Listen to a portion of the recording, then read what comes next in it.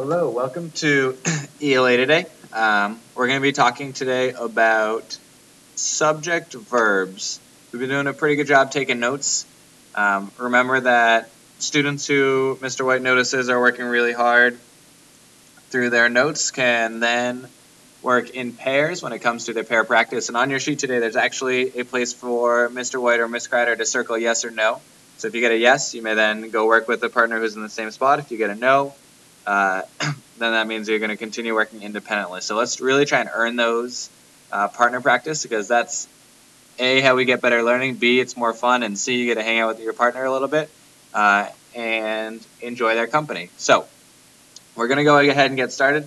Make sure you're writing everything down just as Mr. White does. Got some feedback yesterday. I'm going to try and slow it down a little bit. So if you need to fast forward, feel free. Just make sure you're getting all the notes down. Make sure, again, if you need to pause, feel free to do that as well. So today's objective. Students will be able to identify sentences with correct subject-verb agreement. Go ahead and write that down now. Subject, verb. Agreement, please underline agreement and circle person and number. Within context, by highlighting the subject and identifying it as plural or singular. So, first place to start is, what is a subject? So we're going to go down to vocab, and a subject refers to the noun. Go ahead and fill in. A noun is a person. Fill this in and fill that in. If you don't know, it's a person, place, or thing. An example of a noun would be a carrot. Teacher is also a noun. The subject's going to be referred to in ways that are pronouns, so I, we, he, she, they, them, but also carrot, teacher, things like that. The verb is the action the subject does in the sentence. It's pretty simple. In the sentence, he runs, the subject is he, and the verb is runs. Good. Singular refers to one. Plural refers to more than one.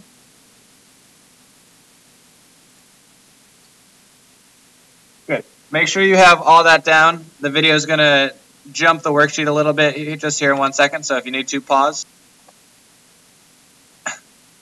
All right, Mr. White right now is going to look at a sentence, and he's going to identify the subject. He's also going to identify the verb.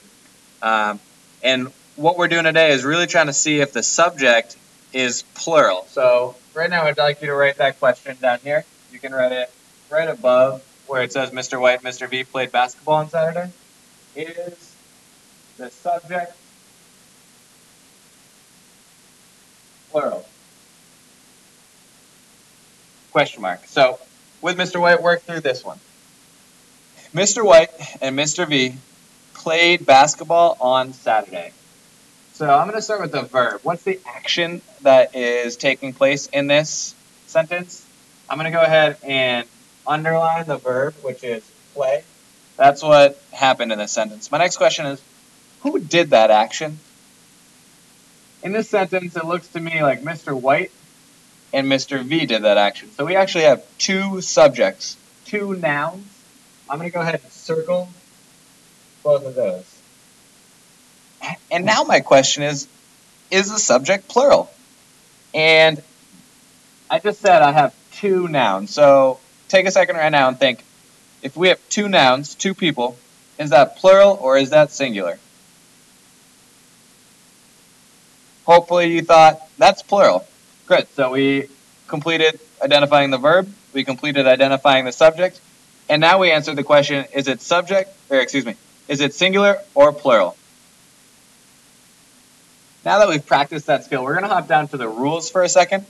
There's lots of rules. We're really going to focus on two, and I'm really excited to teach these to you because when I was in college, I also taught high school students on the SAT, which SAT is a test you take. It's like math, but you take it to get into colleges. Colleges look at it and they say, how good of a student is this student based on these scores? And these are questions, like the questions we talked about today are going to be on your SAT. when you're a senior, junior, sophomore in high school. And so learning it today is going to make colleges think you're really, really smart. And that's why we're getting an early start on it. So I taught this to high schoolers. So we're going to really have to buckle down, but I know we can do it. So let's get to the rules. A singular subject takes a singular verb. And I'm going to write 3 different singular subjects in here. So I have I. I'm going to put that in the middle. Sorry. I have I. I'm going to put he over here. And I'm going to I'm just going to choose a student, but choose any student in your class and write their name on this third one. I'm going to choose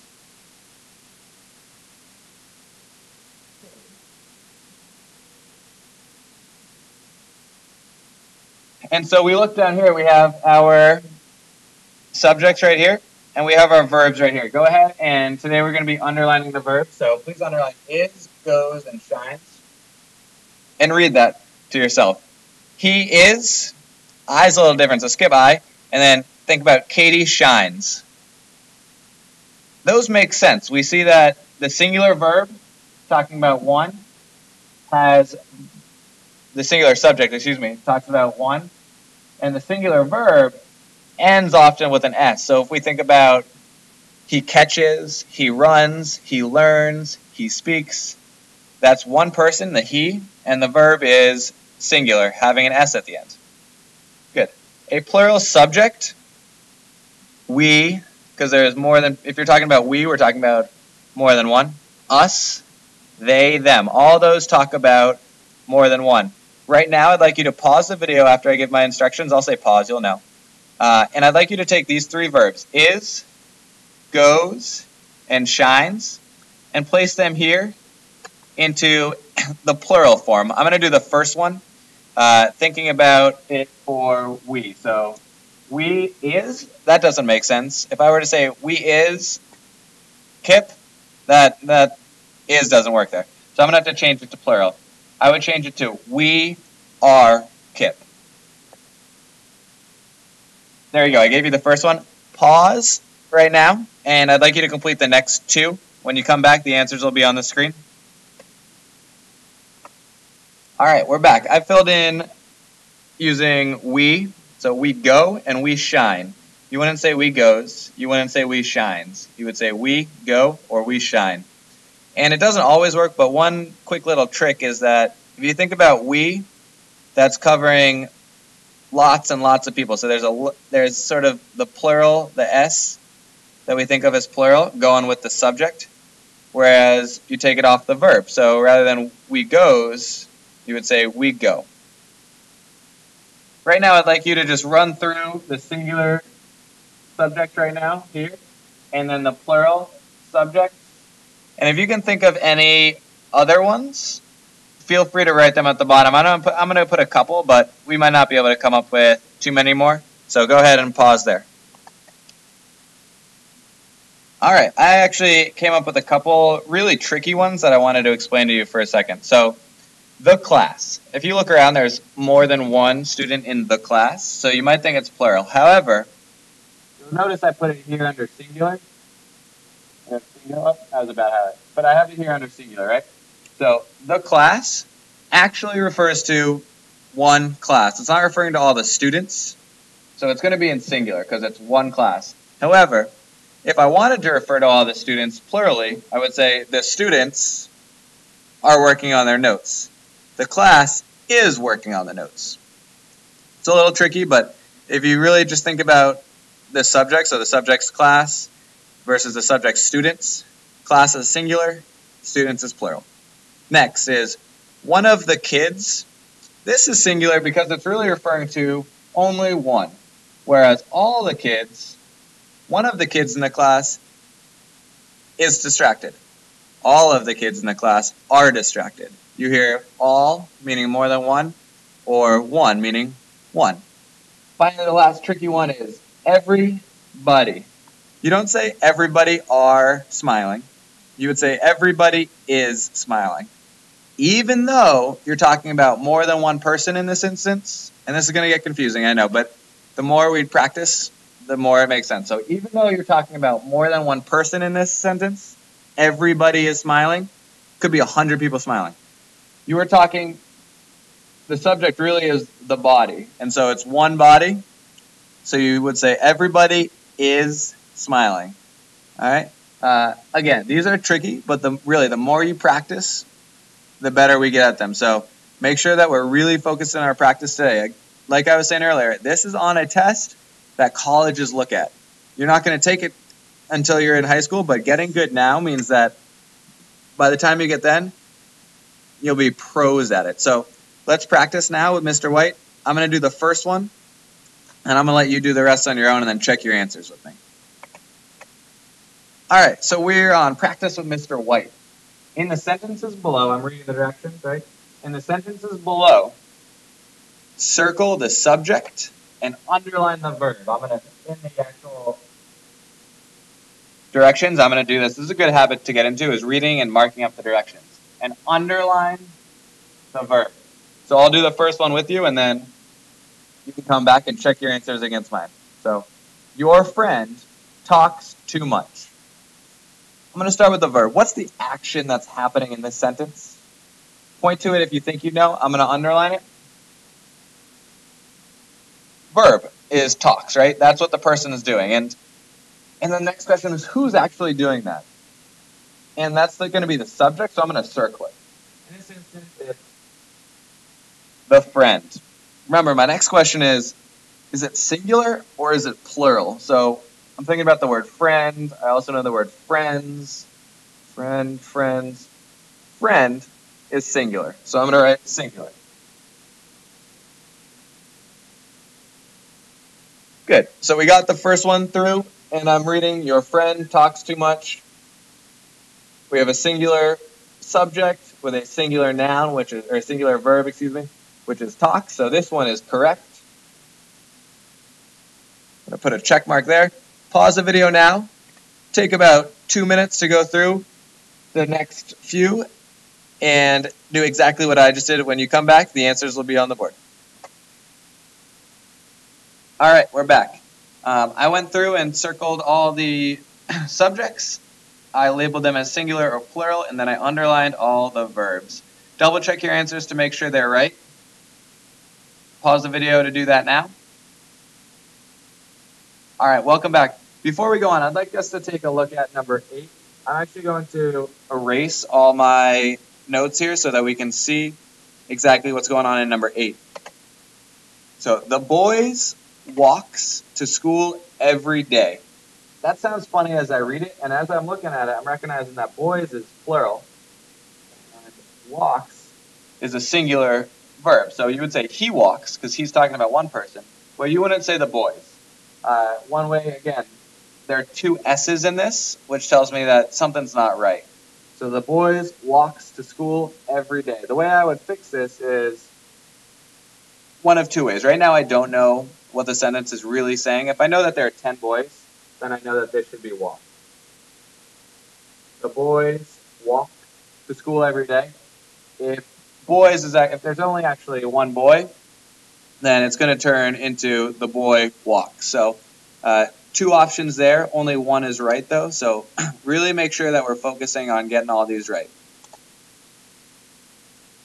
At this point, please go ahead and start working with a partner if you have yes circled. If you have no circled, make sure that you are staying focused all throughout this. Again, this is an important thing. It's going to be something you're tested on when you're applying to colleges. We're going to be tested on it all throughout middle school, all throughout high school. So it's really focused. The more practice, the more familiar we are with it, the better we are. Go ahead and practice this with your partner. When you come back, Mr. White will have written the correct answers on here, and you can double check. When you're done with that, you're going to go down here. It says practice on your own. Please log on to No Red Ink, and there's a Thursday independent practice to complete. When you're done with that, you're going to do the exit ticket. Please note, the exit ticket comes after the independent practice. I'm going to say it again. The exit ticket comes after the independent practice. I can see it on my screen who's doing what, so really, please make sure you're following those directions. Go ahead and start working with your partner. Remember, stay on task. Just because yes is circled now doesn't mean you can't get to a point where you're working independently because Mr. White sees you're not working hard enough. Go ahead and good luck.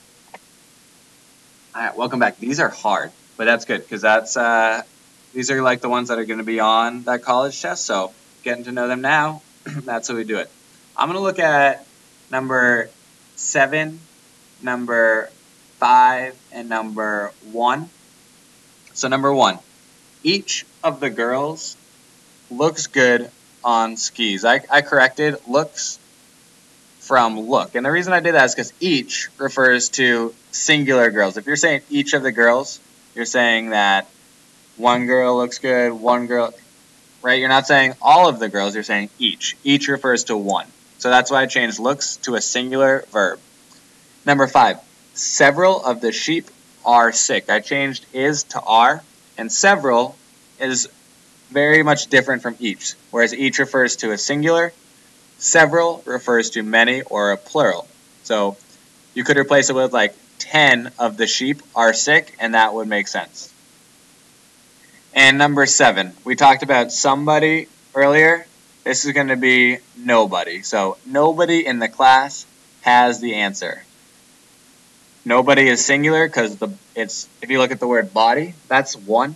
So you'd say one person in the class has the answer. That makes sense. You wouldn't say 2 people in the class has the answer. You would say 2 people in the class have the answer.